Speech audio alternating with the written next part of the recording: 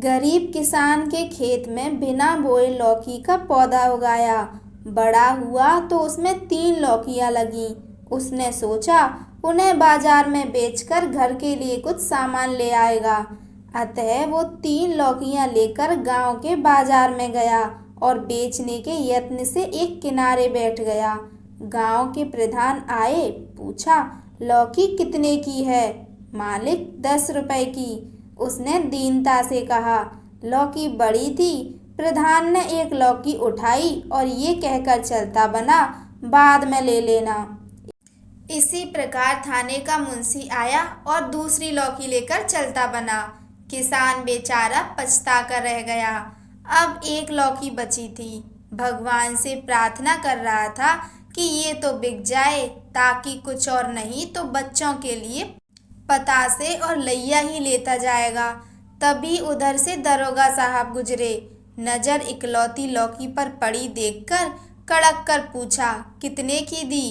किसान डर गया। अब यह लौकी भी गई। सहम कर बोला, मालिक, 2 तो चली गई, इसको आप ले जाओ। क्या मतलब? दरोगा ने पूछा। साफ साफ बताओ।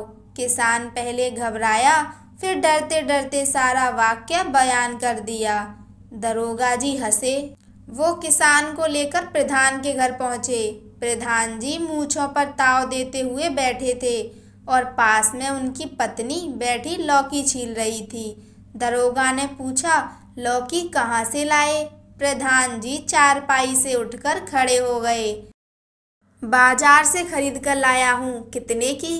प्रधान चुप। नजर किसान की तरफ उठ गई। दरोगा जी समझ गए। आदेश दिया, चुपचाप किसान को 1000 रुपए दो, वरना चोरी के इल्जाम में बंद कर दूंगा। काफी हील हुज्जत हुई, पर दरोगा जी अपनी बात पर अड़े रहे और किसान को 1000 रुपए दिलाकर ही माने।